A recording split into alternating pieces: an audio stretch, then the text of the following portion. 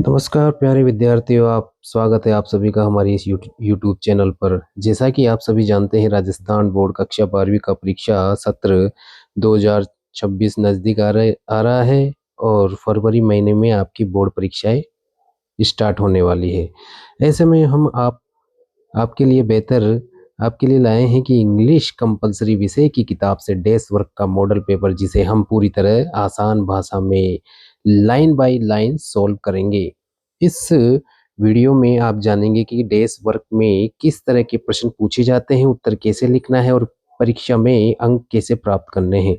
तो वीडियो को पूरा ध्यान से देखें, कभी भी स्किप न करें और अगर वीडियो आपको उपयोगी और लगे तो लाइक करें, शेयर करें और चैनल को सब्सक्राइब जरूर करें ताकि आने वाले सभी महत्वपूर्ण बोर्ड वीडियो आप तक सबसे पहले पहुंच सके। तो चलिए बिना समय गवाए डेस्क वर्क के मॉडल पेपर नंबर हम फोर्थ को सोल्व करते हैं। तो दोस्तों, मॉडल पेपर नंबर है हमारा फोर्थ। देख लेते हैं हम इसको। जैसे हमने 3 मॉडल पेपर पहले कंप्लीट करा चुके हैं विद सॉल्यूशन के साथ में, और उसमें पूरा एक्सप्लेन करके बताया कि किस क्वेश्चन का आंसर कैसे आया है, किस प्रकार से आया है और बिल्कुल इजी लैंग्वेज में आपको बताया गया है। तो देखो दोस्तों, मॉडल पेपर नंबर 4 है, इंग्लिश कंपलसरी है, 3 घंटे 15 मिनट का समय है। अधिकतम मार्क्स है इसमें 80-20 नंबर आपके सेशनल वर्क के जो आपके स्कूल से दिए जाएंगे। इसमें सबसे पहले आपको इंस्ट्रक्शन पढ़ लेना है, उसमें रोल नंबर लिखने हैं आपको। सबसे पहले सारे क्वेश्चन करना है, कंपलसरी है, आंसर बुक दी जाएगी उसमें लिखना है, ठीक है। उसके अलावा चूज टाइप क्वेश्चन आएंगे जिसमें से आपको चूज करना है कि यानी कि 2 में से एक या अथवा है, अथवा जिसमें आपको जो अच्छे से क्वेश्चन का आंसर आता है वो आपको करना है, ठीक है। तो सबसे पहले हम देख लेते हैं, इसमें है सेक्शन है रीडिंग का, ठीक है। तो इसमें पैसेज आएगा, पैराग्राफ आएगा, read the following passage carefully and answer the question given below. एक पैसेज को हम ध्यान से पढ़ेंगे, उसके बाद में जो क्वेश्चन आएंगे उसके आंसर हम देंगे। तो बच्चों ध्यान से देख लेते हैं। हम सबसे पहले देखते हैं, तो प्यारे दोस्तों हम देख लेते हैं, what is that enable some people to gain whatever goals they get for themselves while others do not succeed. What makes some people winners in the world and others the losers? If you want to win, you must find the right answer to this very important question. Are there certain qualities or techniques which a person can use to achieve success regardless of his goal? To confirm this, we must carefully study the lives of successful men of the past as well as the present day. No doubt, there are certain characteristics which are commonly found among all great people, but an academic or college education is not necessary on one of them, such an education perhaps. तो दोस्तों, हम इस प्रकार से ये गद्यांश है इसको पढ़ लेते हैं। पढ़ने के बाद में हम मोटे तौर पे आपको इसका ट्रांसलेशन बताना चाहूँगा कि इस गद्यांश में क्या कहना चाहता है। तो इसमें क्या है, सबसे पहले देखते हैं, what is that enable some people. तो आखिर वह क्या चीज है जो कुछ लोगों को अपने द्वारा निर्धारित किए गए हर लक्ष्य को प्राप्त करने में सक्षम बनाती है, जबकि दूसरे लोग सफल नहीं हो पाते हैं। यानी कि कुछ लोग तो सफल हो जाते हैं, यानी कि अपने लक्ष्य को निश्चित करके उस पर कार्य करके वो सफल हो जाते हैं। क्या कारण है कि कुछ लोग दुनिया में विजेता बनते हैं और कुछ लोग पराजित हो जाते हैं? यदि हम जीतना चाहते हैं तो हमें इस अत्यंत महत्वपूर्ण प्रश्न का सही उत्तर खोज निकालना होगा, ठीक है। क्या ऐसे कुछ विशेष गुण या तरीके हैं जिसका उपयोग कोई व्यक्ति अपने लक्ष्य की परवाह किए बिना सफलता प्राप्त करने के लिए कर सकता है? इसकी पुष्टि करने के लिए हमें अतीत और वर्तमान समय के सफल व्यक्तियों के जीवन का सावधानी पूर्वक अध्ययन करना चाहिए। यानी कि हमें जो इतिहास में लोग सफल हुए हैं उनके जीवन से हमें प्रेरणा लेनी चाहिए और उसी प्रकार से हमें मेहनत करना चाहिए, ठीक है। इस प्रकार से इस गद्यांश में बताया गया और कुछ क्वेश्चन पूछे गए जिसके हमें आंसर लिखने पड़ेंगे और लिखना है। अधिकतर क्या होता है, जो गद्यांश दिया गया आता है, पैसेज आता है, उसी के जो क्वेश्चन की लाइन होती है, जैसे पहला क्वेश्चन है उसी की लाइन को हम गद्यांश की लाइन में मिलाकर कर लेते हैं, ठीक है। तो हम स्टार्ट करते हैं। तो प्यारे विद्यार्थियों, पहला क्वेश्चन है, can college education be factor to ensure success? क्या जो महाविद्यालय की जो पढ़ाई लिखाई है क्या हमारी सफलता के लिए हमारी सफलता को निश्चित करती है? तो इसका आंसर हम देख लेते हैं, no college education is not necessarily a factor to ensure success. यानी कि जो महाविद्यालय की जो पढ़ाई लिखाई है, शिक्षा है, वो सफलता देने के लिए जरूरी नहीं है। ऐसा नहीं है कि जो कॉलेज में पढ़ लिया वो सफल हो जाएगा। इस प्रकार से इसका आंसर हमने इसी गद्यांश में से लिया है, ठीक है, और आसानी से इसको लिखा है। मैंने पहले वीडियोस में भी बताया है कि आपको किस प्रकार से आंसर लिखना है। ये पहला क्वेश्चन हो गया इसमें कंप्लीट। बी क्वेश्चन है, why is it doubtful that college education can be even an asset. तो देखो बच्चों, इसमें ध्यान से देख लेते हैं। बी क्वेश्चन है, मेनी ऑफ इसमें क्या पूछता है question, many of educated youths are keen to become clerks. This shows that college education being even an assessed is doubtful.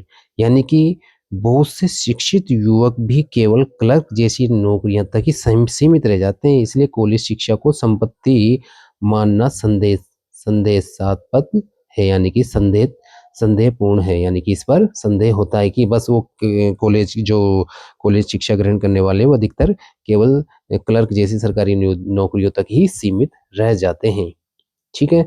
तो इसमें सी क्वेश्चन देख लेते हैं, does success depend on external factors. क्या जो सफलता है जो बाहरी तत्वों पर निर्भर करती है?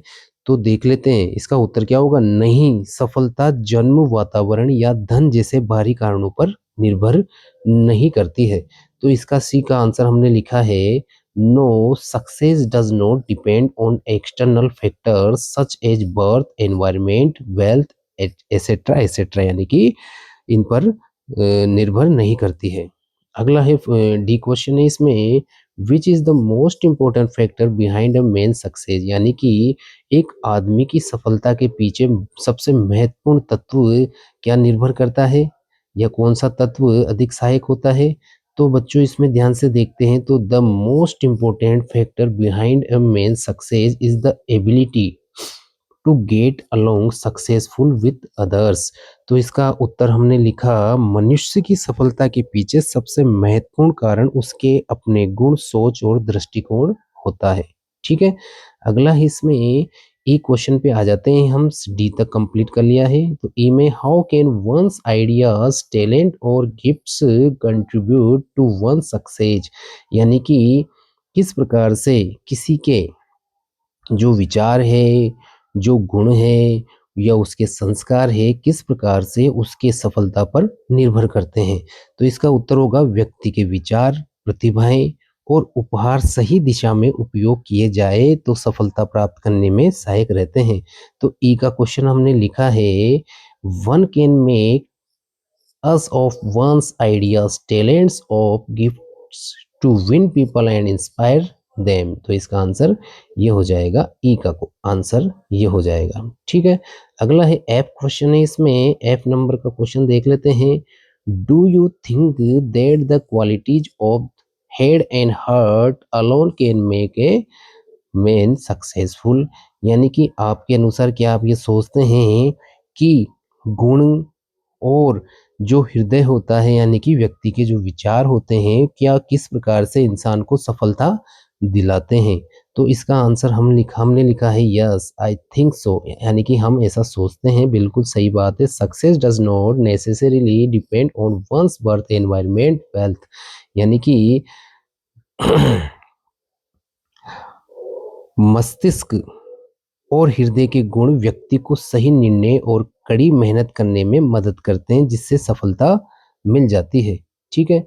और उसमें जो उसका जन्म है, उसका वातावरण है और उसका धन है, वो उसकी सफलता में अधिकतर सहायक नहीं हो पाता है। यानी कि जो व्यक्ति आंतरिक विचारों से सफलता के लिए प्रेरित होता है, दृढ़ संकल्प होता है, वे व्यक्ति ही सफल हो पाता है।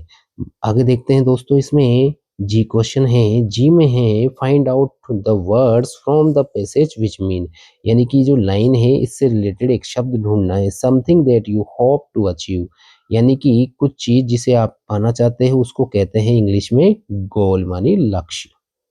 ठीक है, अगला है इसमें देख लेते हैं। सेकंड क्वेश्चन है सक्सीड इन गेटिंग समथिंग, यानी कि किसी को प्राप्त करने में सफलता प्राप्त करना, सफलता होना उसको होता है अटेंड, यानी कि प्राप्त किया जाना, प्राप्ति। ठीक है, अगला है इसमें थर्ड क्वेश्चन है इफेक्ट दैट समबडी हैज, इसका आंसर होगा इन्फ्लुएंस, यानी कि किसी के प्रति अ, किसी के प्रभाव में आ जाना उसको कहते हैं इन्फ्लुएंस, माने प्रभावित होना यानी कि प्रभाव। ठीक है, ये हो गया हमारा फर्स्ट जो गद्यांश था वो कंप्लीट हो चुका है। ठीक है, इसमें क्या करते हैं आप गद्यांश की जो लाइन है वो लाइन मिला के उत्तर लिख सकते हैं। जो गद्यांश में क्वेश्चन पूछे गए हैं वो क्वेश्चन की लाइन को आप आसानी से गद्यांश की लाइन में मिलाकर उसे ढूंढ सकते हैं और लिख सकते हैं, वो पॉइंट से लेकर पॉइंट तक। सेकंड जो गद्यांश है read the following passage carefully and answer the questions given below, यानी कि उसी प्रकार से 6 नंबर का, देखो कितने कितने 6 नंबर के आपके गद्यांश आ रहे हैं। पहले वाला कितने नंबर का था आपके, पहले वाला गद्यांश आपके आया था दोस्तों, इसमें देखते हैं 9 नंबर का ये आ गया। 6 नंबर का सेकंड नंबर क्या आ गया, यानी कि इंग्लिश में पास को होना बिल्कुल आसान है, बस थोड़ी अकल होनी चाहिए और अकल के साथ नकल करनी है हमें, ध्यान से थोड़ी समझ के साथ में ये गद्यांश कंप्लीट करना पड़ेगा, उस प्रकार से हमें क्या है हम इसे आसानी से सोल्व कर पाएंगे। तो प्यारे विद्यार्थियों, सबसे पहले हम दूसरा जो गद्यांश है पैराग्राफ उसको ध्यान से पढ़ते हैं। While there is no denying that the world loves a winner, it is important that you recognize the sign of signs of stress in your behavior and be healthy enough to enjoy your success. Stress can strike anytime in a fashion they may leave you unaware of its presence in your life. While a certain amount of pressure is necessary for performance, it is important to be able to recognize your individual threshold. For instance, there are some individuals who accept competition in a healthy fashion. There are others who collapse into weeping right before an exam on comparing mark sheets and finding their friends has scored better.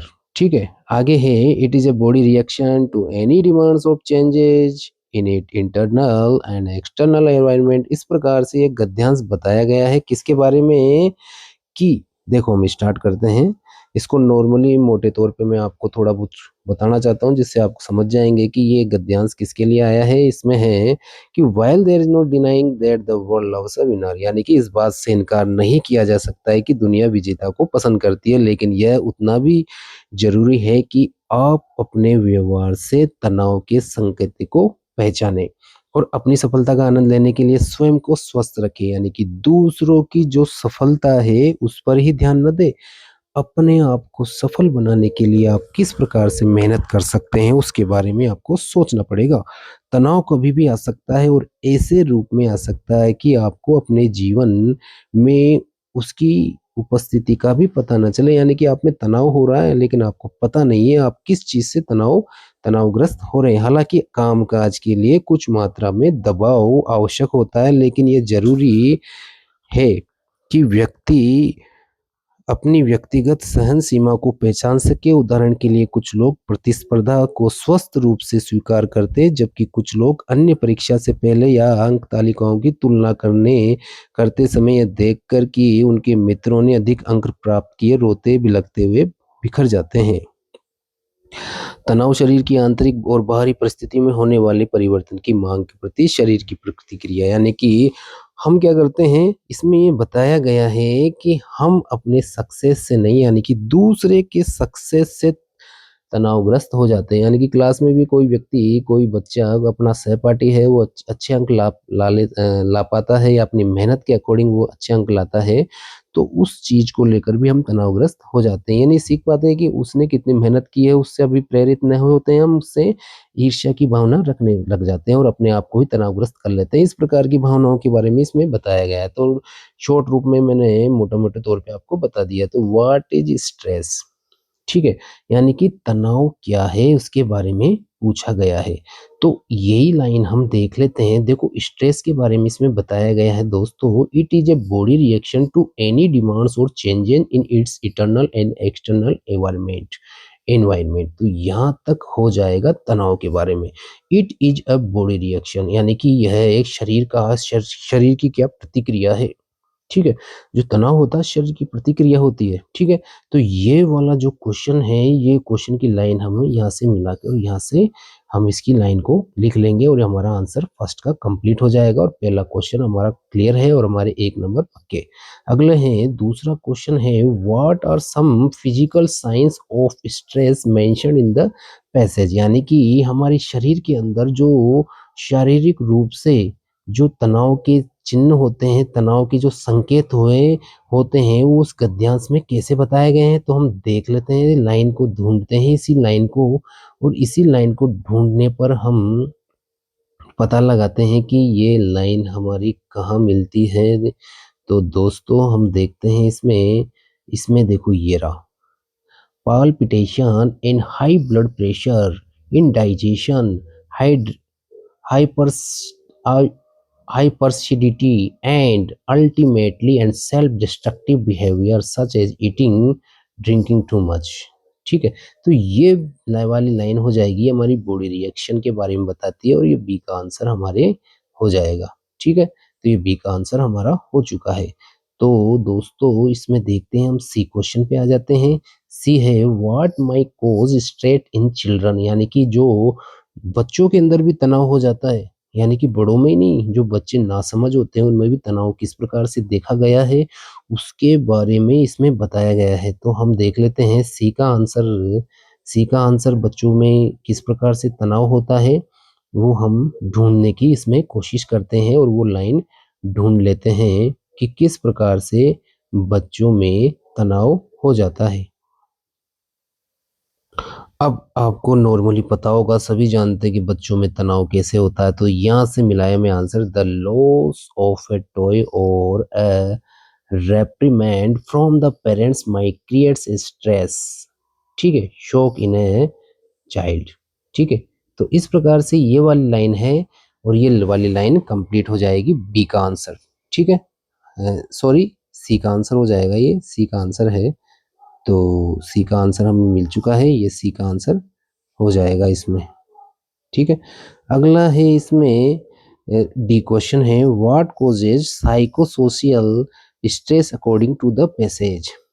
ठीक है, तो इस वाली line को हमने ढूंढा, तो इस वाली लाइन को ढूंढने से हमें पता चला कि ये देखिए इसमें यहाँ से है between imbalance between demand and resources it cause psychosocial stress. देखो साइकोसोशियल स्ट्रेस मिल चुका है इसमें आसानी से और इसी लाइन को हम पूरा लिख देते हैं पॉइंट से लेकर पॉइंट तक, तो हमारा क्वेश्चन डी का आंसर आ जाएगा। तो दोस्तों इसमें जो गद्यांश आता है वो बिल्कुल ईजी रहता है और हमारे नंबर आसानी से हमें मिल जाते हैं, तो घबराने की कोई आवश्यकता नहीं है। इंग्लिश का पेपर करने में कोई प्रकार किसी भी प्रकार की कोई समस्या नहीं आएगी अगर हम आप हमारे वीडियो को ध्यान से देखते रहोगे, तो मेरी 100% 101% गारंटी है कि आपका जो इंग्लिश का पेपर है वो कंप्लीट अदर सब्जेक्ट से अच्छा जाएगा, ये मैं गारंटी से आपको बता सकता हूँ। ठीक है, अगर लेकिन बस आपको हमारी वीडियो से जुड़े रहना पड़ेगा, सब्सक्राइब करना पड़ेगा और दोस्तों को मित्रों को बताना पड़ेगा, जिससे आपके दोस्तों को भी अच्छे नंबर आए, आपके भी अच्छे नंबर आए और आपको इंग्लिश में किसी प्रकार की प्रॉब्लम का सामना नहीं करना पड़े। हमारा उद्देश्य यही है कि किसी भी बच्चे के साथ इंग्लिश को लेकर किसी भी प्रकार की प्रॉब्लम नहीं हो, इसलिए हमने ये ऑनलाइन चैनल स्टार्ट किया है। और वीडियो आपको अच्छा लगे लाइक करें, सब्सक्राइब करें। हमारा उद्देश्य यही है कि अधिक से अधिक बच्चों को इंग्लिश के प्रति अवेयर करना, यानी इंग्लिश का जो डर है ना वो निकाल देना। ठीक है, अगला है हमारा डी तक हो गया हमारा कंप्लीट। अगला देखते हैं हम, ई क्वेश्चन है find out the opposite word for balance. Balance माने होता है संतुलन, संतुलन का उल्टा होगा इम्बैलेंस माने असंतुलन। ठीक है, एफ क्वेश्चन है find out the same word for fall down. Fall down से रिलेटेड सेम सिनोनिम, सिनोनिम माने समानार्थी पर्यायवाची शब्द लिखना। फॉल डाउन माने नीचे गिर जाना, तो इसका होगा कोलेस माने लड़खड़ा कर नीचे गिर जाना, तो ये आंसर हो जाएगा इसका। ठीक है, तो वीडियो को पॉज करके प्ले करके बार बार में आप आसानी से रोक के इसको और चलाकर वापस दोबारा समझ सकते हैं, देख सकते हैं। अगला क्वेश्चन पे आ जाते हैं दोस्तों हम। हमारा क्वेश्चन है सेक्शन बी आ चुका है हमारा। पहले वाले जो गद्यांश वाले प्रश्न है आपका बिल्कुल भी गलत नहीं होगा अगर आप इसे ध्यान से करोगे, और आपके ये पहले वाले नंबर तो पूरे कंप्लीट सही होंगे। उसमें ज़्यादा मेहनत करने की आवश्यकता नहीं है, ना कोई याद करना है, बस प्रैक्टिस करना है, अकल के साथ नकल करनी है। अगला है your school is going to be celebrate Gandhi Jayanti on 2 October as a secretary of culture activity draft a notice informing student to give their names speech poem etcetera related to the event. यानी कि आपके विद्यालय के अंदर 2 अक्टूबर को गांधी जयंती मनाई जाएगी और उसमें एक सांस्कृतिक प्रोग्राम होगा, और सांस्कृतिक कार्यकर्ता के रूप में आप विद्यार्थियों के क्या है उसमें विद्यार्थी जो आपकी स्कूल के विद्यार्थी है उनके जो सांस्कृतिक कार्यक्रम एक्टिविटीज की गतिविधियां होती है उनके आप क्या है एक तरह से सेक्रेटरी है, संचालक है। ठीक है, तो उसके बारे में आपको एक नोटिस लिखना है, या फिर आप और मानी अथवा में दोनों में से एक कर सकते हैं। इसमें दूसरा है यू आर राहुल नेहा, यानी कि दोनों में से एक नाम जो ठीक लगे वो लिख सकते हैं। You have been invited by the youth club of your locality as act as one of the judge for the inter-school group song competition organized by the club, but unfortunately you cannot accept the invitation due to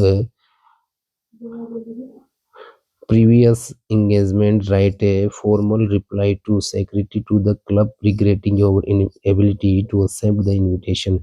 यानी कि आपको invitation मिला था कि आपके आसपास की जो स्कूलें हैं यानी कि इंटर स्कूल ग्रुप है उसके अंदर क्या है एक यूथ क्लब का आयोजन किया गया था, यानी कि जहाँ वहाँ युवा जो बच्चे पढ़ते हैं उनके जो गतिविधियां हैं उनका एक आयोजन किया गया था, लेकिन और आपको उसके अंदर क्या बनाया गया था कि उसके अंदर आपको जज बनाया गया था, जज की टीम में शामिल किया गया था, लेकिन दुर्भाग्यवश आप नहीं जा पाए। उसके प्रति आपको क्या लिखना है एक रिग्रेटिंग, यानी कि आपको रिग्रेट है, पछतावा है कि आप नहीं जा पाए, उसके बारे में आपको एक छोटा सा शॉर्ट नोटिस लिखना है। तो एक तो ये है और एक है आपके पास में ऊपर वाला एक नोटिस है, एक रिपोर्ट है, नीचे वाली रिपोर्ट थी और ऊपर वाला एक नोटिस है। तो नोटिस के लिए सबसे पहले हम नोटिस देख लेते हैं ऊपर वाला। इसमें विद्यालय का नाम लिख देंगे Mahatma Gandhi senior secondary school Tonk. ठीक है, स्कूल का नाम लिख देंगे और टोंक लिख दिया। शहर का नाम आपके हिसाब से आप लिख सकते हैं, तो स्कूल टोंक कैपिटल में लिखना है। ठीक है, उसके बाद में दिनांक लिख देंगे, नोटिस लिख देंगे कैपिटल में, और सबसे पहले हेडलाइन लिख देंगे नेम्स फॉर कल्चरल एक्टिविटीज।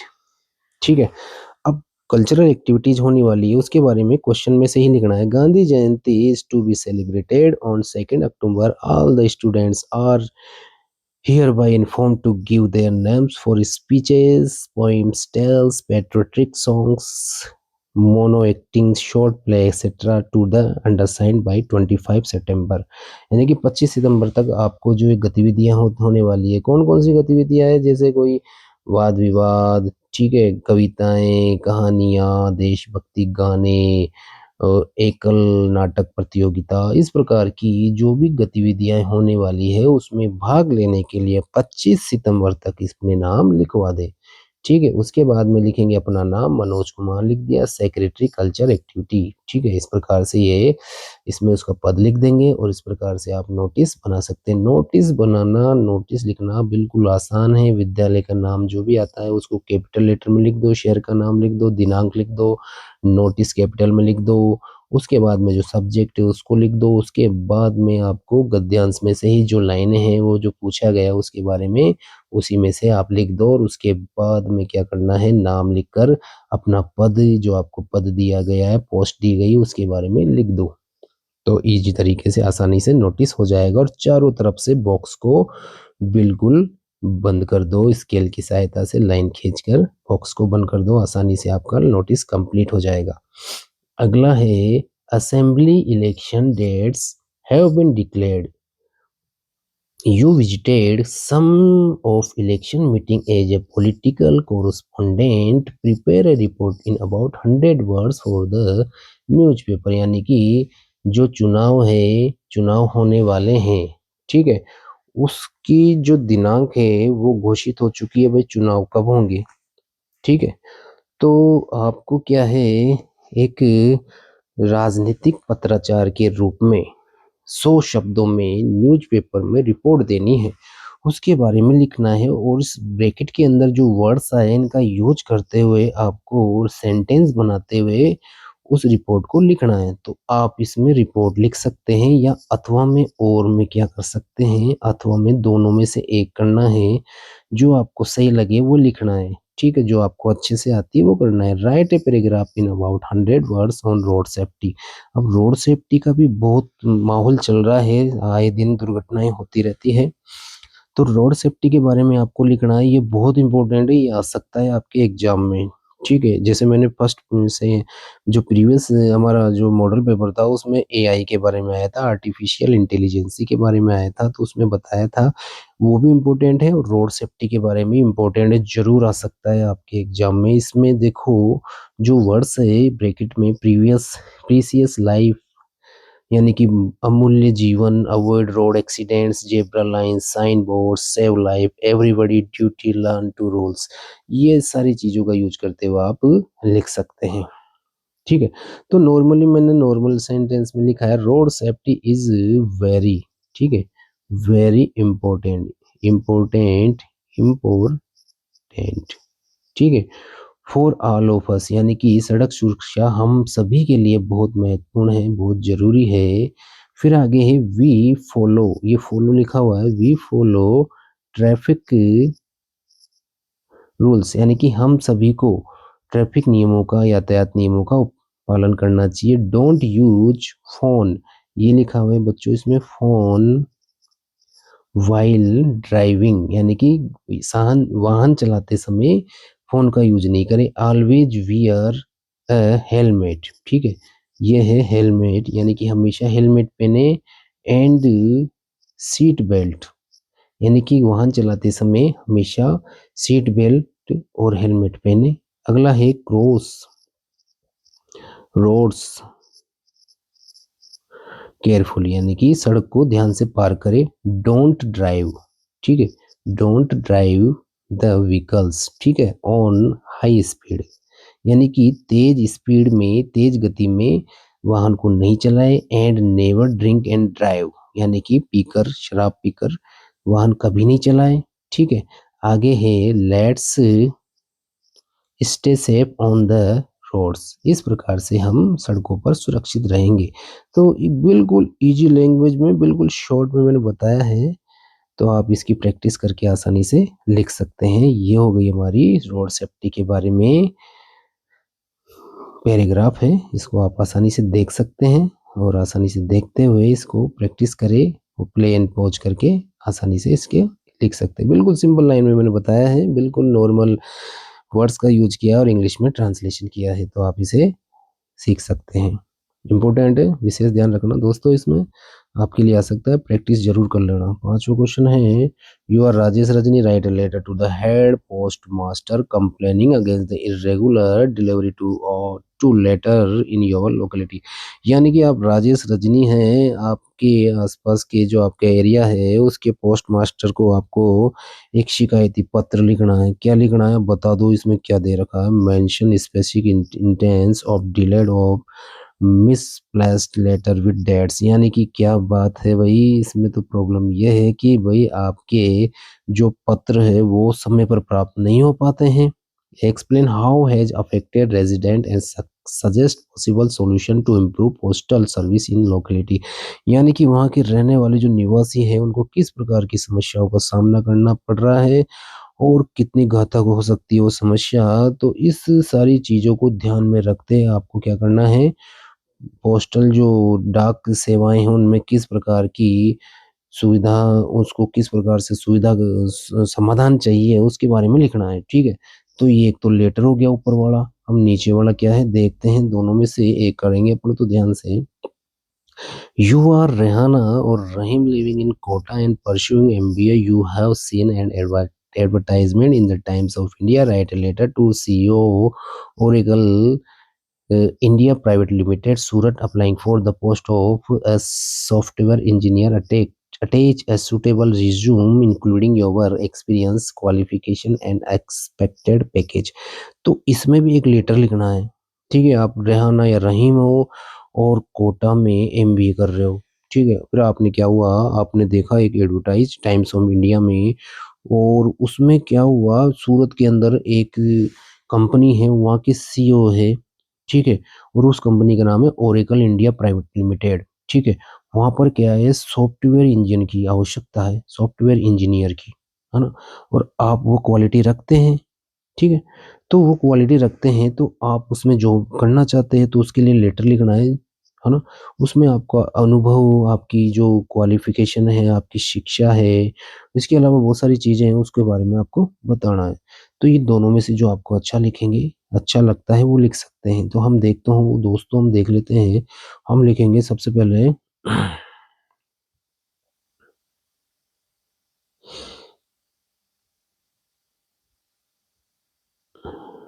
5वां क्वेश्चन का आंसर देख लेते हैं।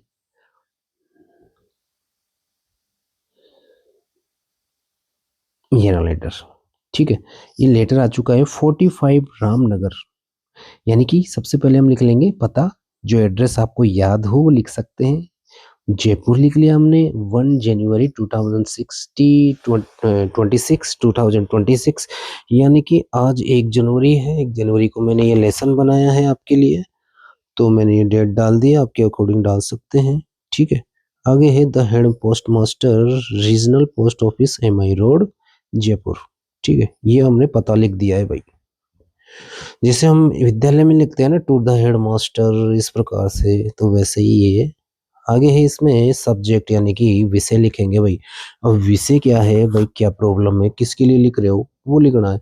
तो इसमें प्रॉब्लम ये थी, irregular delivery of the letter, LETTERS, letters, ठीक है, इन रामनगर लोकेलिटी, ठीक है, लोकेलिटी यानी कि रामनगर जो एरिया है, वहाँ पर पत्रों की जो प्रसारण है वो समय पर नहीं हो पा रहा है, यानी कि पत्र समय पर बांटे नहीं जा रहे, जिससे लोगों को परेशानी हो रही है, ठीक है।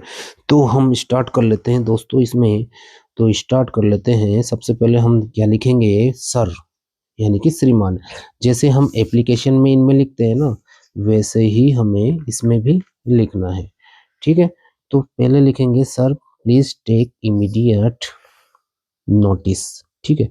इसमें लिखिए, थोड़ा इसमें मिसप्रिंट हो रहा है, नोटिस, ठीक है, of the irregular delivery of letters, यहाँ लेटर्स है, LETTERS, ऑफ, ठीक है।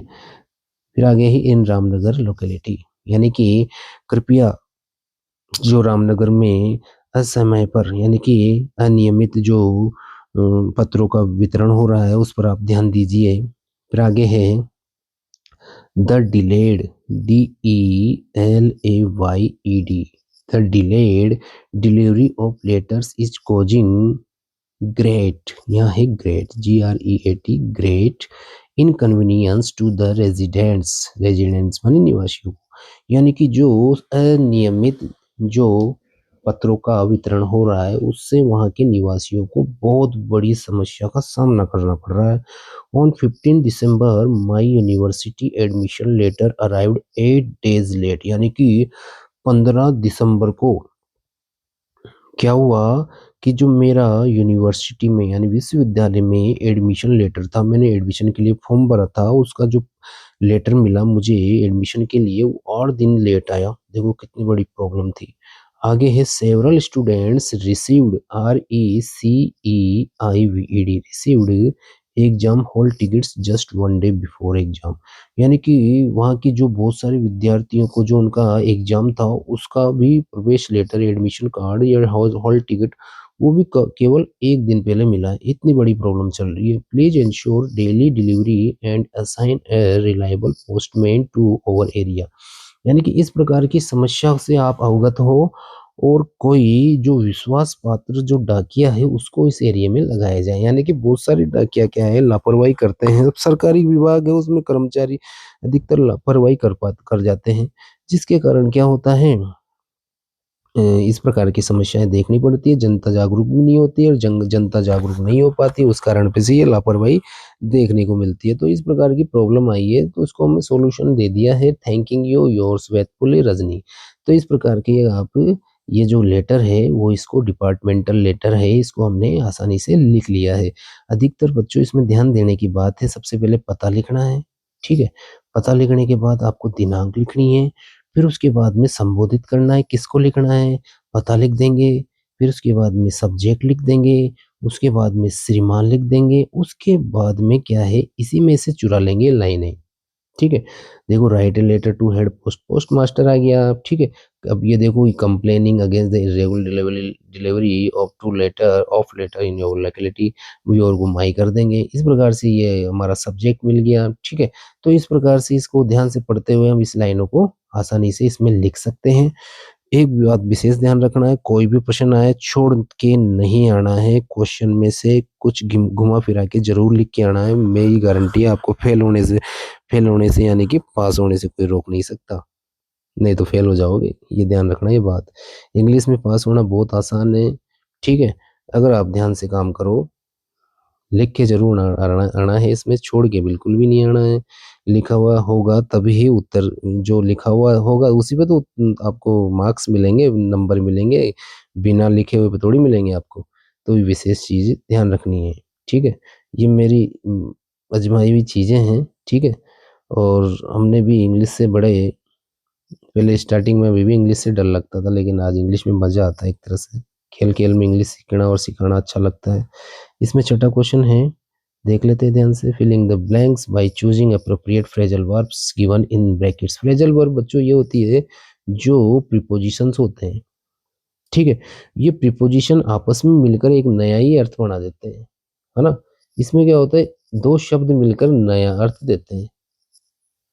अलग अलग करोगे तो अलग अलग अर्थ आएगा, और दोनों को एक मिला के बोलोगे तो एक नया ही अर्थ आ जाएगा। इसको कहते हैं फ्रेजल वर्ब। ठीक है, तो हम देखते हैं, Dinesh agreed to my orders, यानी कि दिनेश सहमत हुआ मेरे आदेशों का कैरी आउट, मानी होता है पालन करना, पालन करने के लिए वो सहमत हो गया। अगला है, do not till tomorrow what you can do today, यानी कि डू नॉट,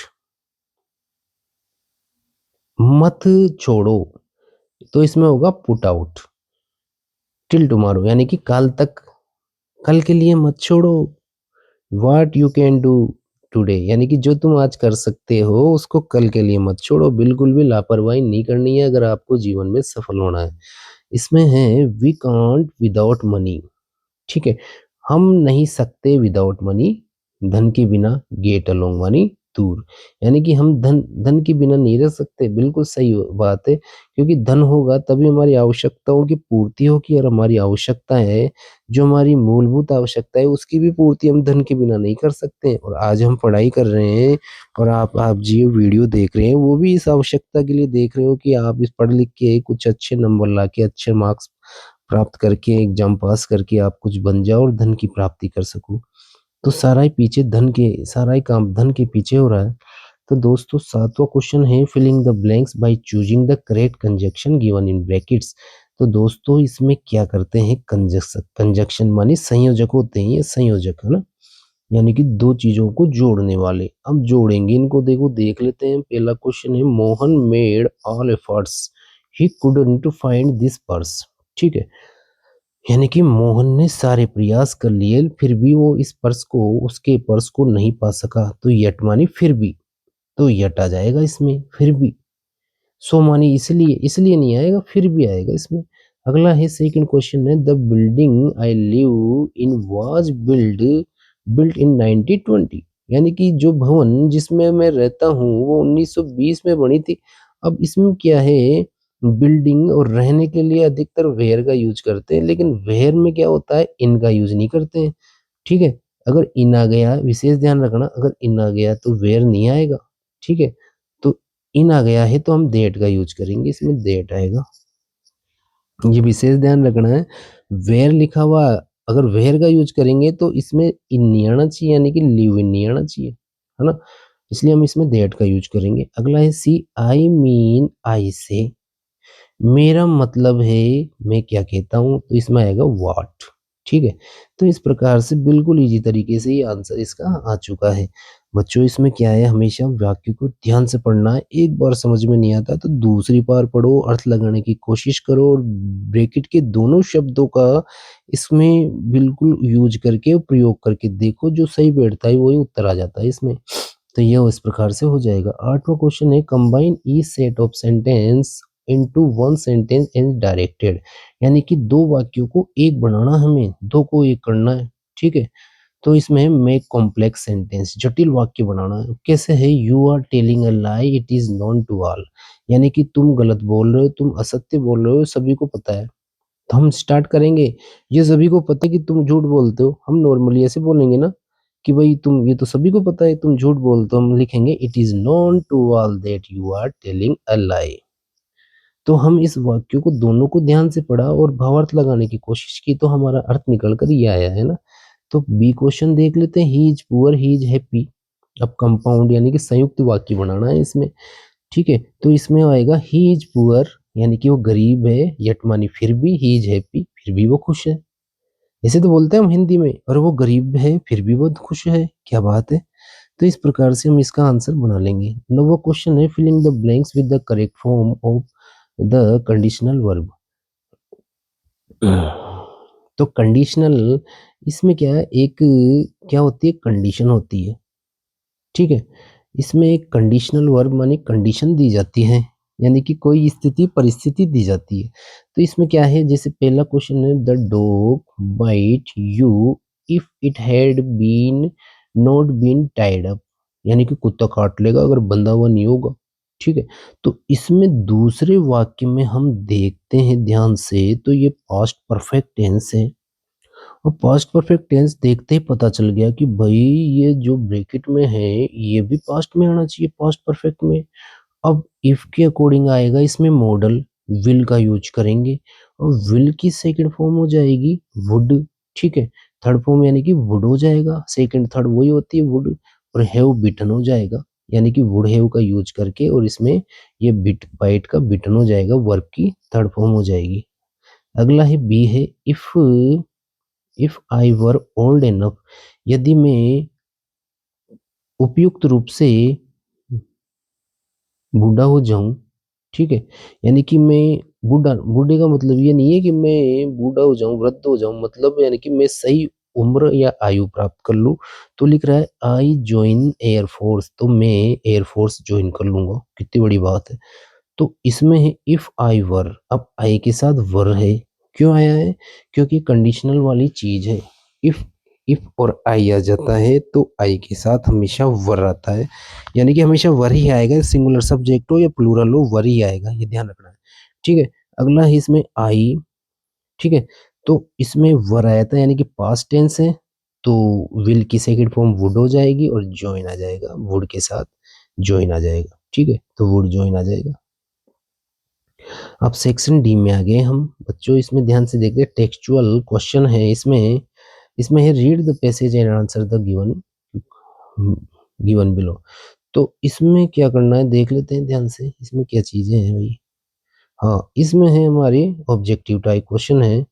इसमें है, पहला है, the next I remember I was laying on my stomach beside the pool vomiting, अगले दिन मुझे याद आया कि मैं क्या कर रहा था, पुल के किनारे, तालाब के किनारे उल्टियाँ कर रहा था। सेवरल आवर्स लेटर, कुछ घंटे बाद, आई वॉकड होम, मैं घर पे चला गया। I was weak and trembling, मैं कमजोर महसूस कर रहा था, कांप रहा था। आई शुक एंड क्राइड, मैं थोड़ा सिकुड़ा, है ना, यानी कि अपनी गर्दन को हिलाई और चिल्लाया।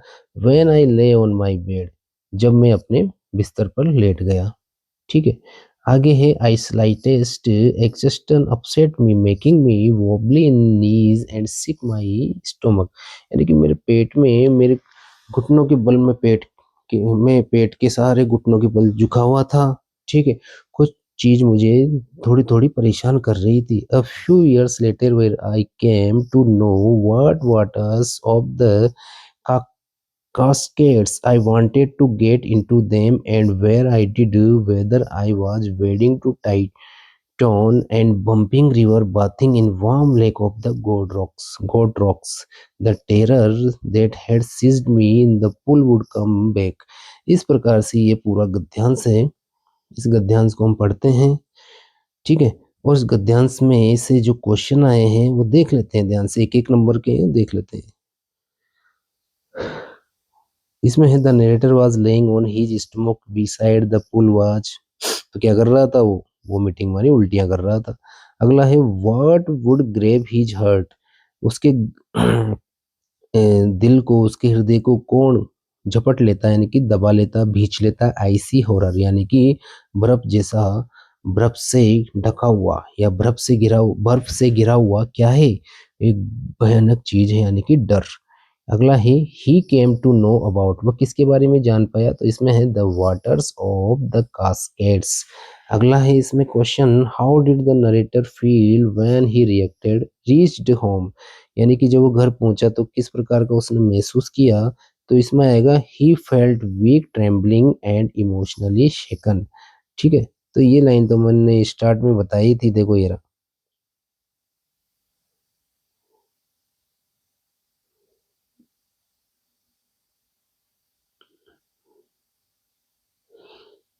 ये रहा, इसमें था, सॉरी इसमें देखते हैं,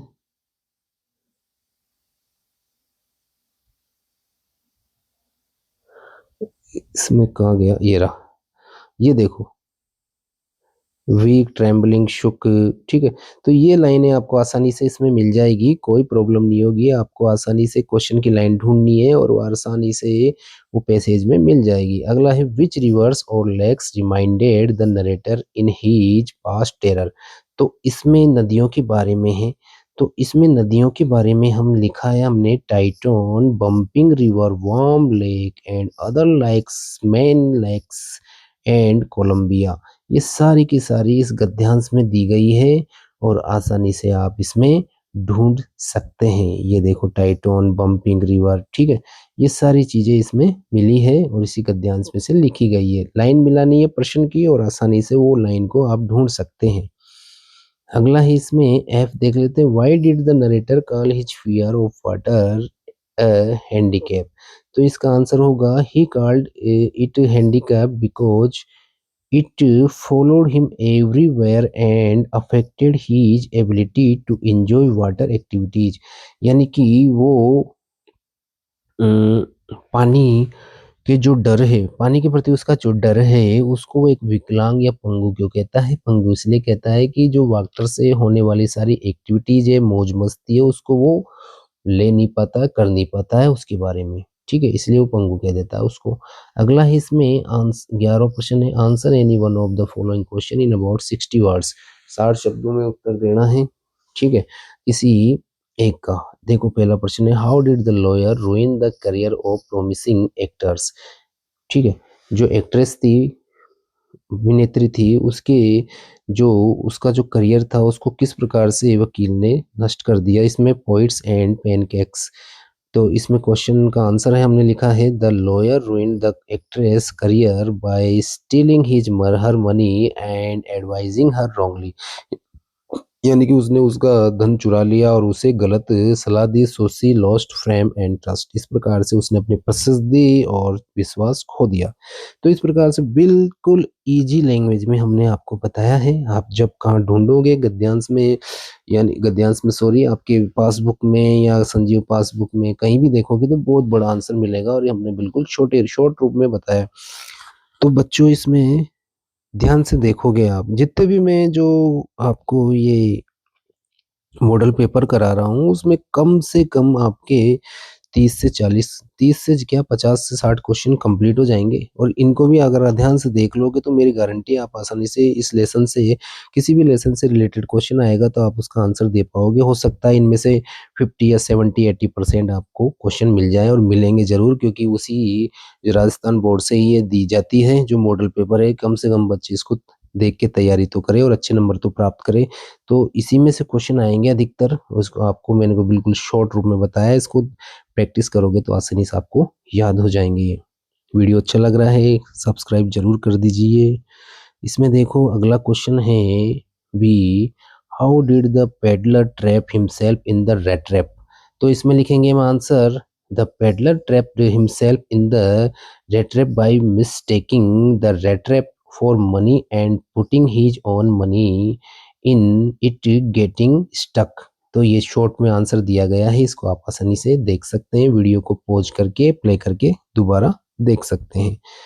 ठीक है, अगला क्वेश्चन हम आ जाते हैं। 12 क्वेश्चन है, answer following question in about 20 to 30 word. 20 से 30 शब्दों में उत्तर देना है सभी प्रश्नों के। जो पहला क्वेश्चन आया लॉस्ट स्प्रिंग लेसन से आया है, तो पहला क्वेश्चन देख लेते हैं, why does the author say garbage to them in gold. यानी कि उनके लिए कचरा एक तरह से सोना है। कैसे है, कवि कैसे कहता है बताइए। कवि यानी कि जो लेखक है, हम लिखेंगे because the rag pickers collect COLLECT collect waste and sell it for valuable money. यानी कि जो कचरा उठाने वाले, कचरा बीनने वाले होते हैं, वो कचरे को उठा लेते हैं और बेचते हैं उसे एक अमूल्य, एक मूल्यवान धन के रूप में, यानी कि पैसों में उसे बेचते हैं। तो आगे है हम देख लेते हैं। पहला सेकंड क्वेश्चन है, what was the French accepted to be prepared with for school that day. तो इसमें क्वेश्चन का आंसर हम लिखेंगे, French was expected to he proposed to prepared. ये प्रिपेयर्ड है, prepared with the lesson and participles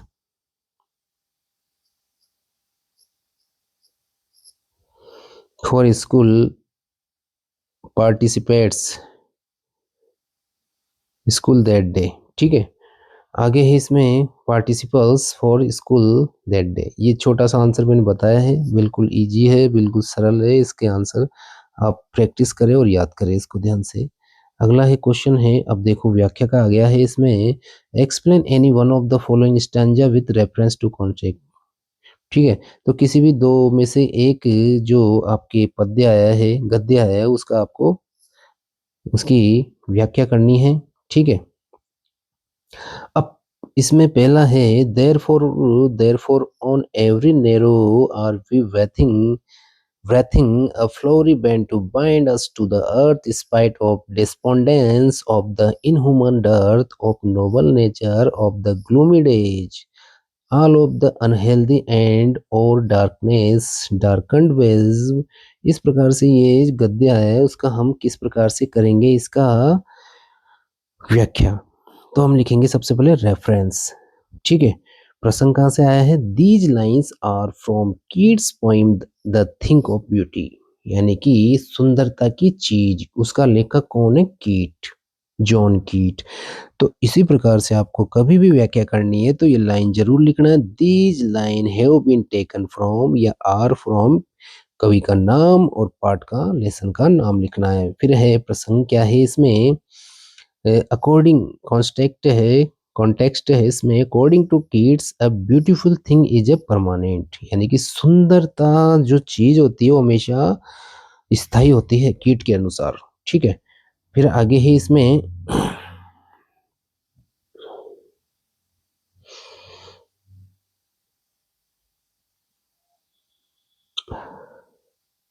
permanent source of joy for us, it has a numbers of blessing to give us, such as a quiet shelter, a sleep with sweet dreams. यानी कि ये हमें क्या देती है, एक प्रकार का आसरा देती है, अच्छे स्वप्न दिखाती है, and health with quiet breath. ठीक है, और हमें हमारे स्वास्थ्य के प्रति अच्छी होती है और एक हमें अच्छी श्वास देती है, यानी कि हेल्दी ब्रीथ देती है, जिससे हम अच्छा महसूस कर पाते हैं, मन को अच्छा महसूस कर पाते हैं। एक्सप्लेनेशन व्याख्या क्या है इसमें? A beautiful thing gives us blessing, we make a flower garland, ठीक है? एवरी डे इसमें है, ये लिख रहा है EVERY, every day and face many problems, sadness and, ये एंड लिखा हुआ है इसमें, and loss make us suffer beautiful things from reduce over sadness, ठीक है?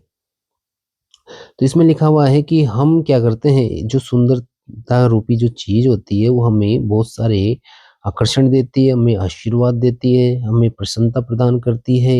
हम क्या करते हैं, उसके प्रति एक जीवन रूपी माला बनाते हैं, ठीक है? और उसके अलावा हम बहुत सारी समस्याओं का सामना करते हुए भी खुश रह पाते हैं, ठीक है? और वो सैडनेस हमें पीड़ित नहीं कर पाती है, क्योंकि हम ब्यूटीफुल थिंग्स यानी कि बहुत सारी जो सुंदरता रूपी चीज़ें हैं, वो क्या करती है, हमारे जीवन के अंदर जो दुःख होता है, उसको कम कर देती है। अब सुंदरता की जो चीज़ें हैं यानी कि जो हमें पसंद आती है, जिस चीज़ को हम खुश देखकर खुश हो रह पाते हैं या जिस चीज़ को हम सोचकर खुश हो पाते हैं, वही चीज़ें सुंदरता की है। जैसे माता-पिता अपने बच्चों को देखकर खुश होते हैं, एक माली अपने बगीचों को देखकर खुश हो पाता है, एक टीचर अपने अच्छे बच्चे जो उसकी मेहनत के साथ मेहनत करते हैं, उन स्टूडेंट्स की मेहनत को देखकर खुश हो पाता है, और जो बच्चे अच्छे नंबर लाते हैं और उनकी मेहनत को सफल बनाते हैं, उनको देखकर खुश हो पाते हैं। तो ये सारी चीज़ें हैं खुशियाँ प्रदान करने वाली, तो उनके बारे में हमने लिखा है। ठीक है? और किड्स के अनुसार ये चीज़ें दी गई है। अगला है चौथा क्वेश्चन है इसमें 14, 14वां क्वेश्चन है, answer any one of the following question in about 60 words, यानी कि 60 शब्दों में किसी एक का उत्तर आपको देना है। ठीक है? वीडियो लंबा हो चुका है, लेकिन विशेष ध्यान रखना है, कोई उबाऊ नहीं है, कोई बोरिंग नहीं है, ये आपके काम की चीज़ है, आपके प्रॉफिट की चीज़ है, आप अच्छे नंबर प्राप्त कर पाओगे अगर ध्यान से देखोगे। Right the central idea of the poem keeping quiet. Keeping quiet की जो मुख्य विचार क्या है? अब हम लिख लेते हैं भई, क्या विचार है? Quite is that we should pause and reflect to understand ourself and other, promoting peace and unity.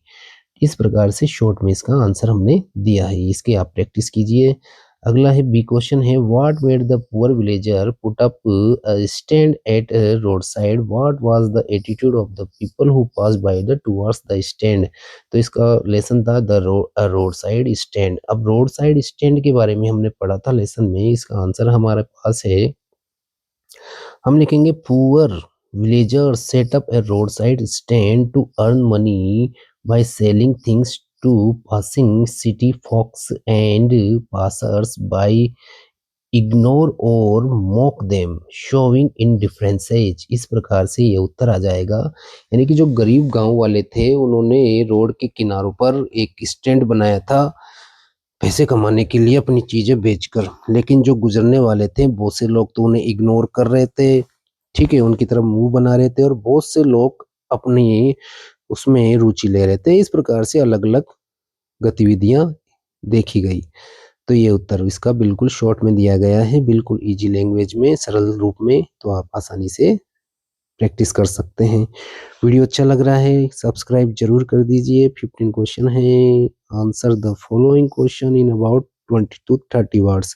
20 से 30 शब्दों यानी कि 2 से 3 लाइनों में उत्तर देना है। पहला क्वेश्चन है, which familiar age does the poetess talk about before her departure, यानी कि जाने से पहले उसका जो पारिवारिक रूप से जो उसका दर्द था, वो किस प्रकार से महसूस कर रही थी, उसके बारे में बात कैसे करती है, वो हम देखते हैं। माई मदर्स एट 66, ये लेसन है, बहुत ही इंटरेस्टिंग लेसन था और हमने पढ़ा इसके बारे में। इसमें आंसर हमने शॉर्ट रूप से दिया है, the poetess talks about an old familiar aching in her bones before departure, बिल्कुल शॉर्ट में उत्तर है इसका।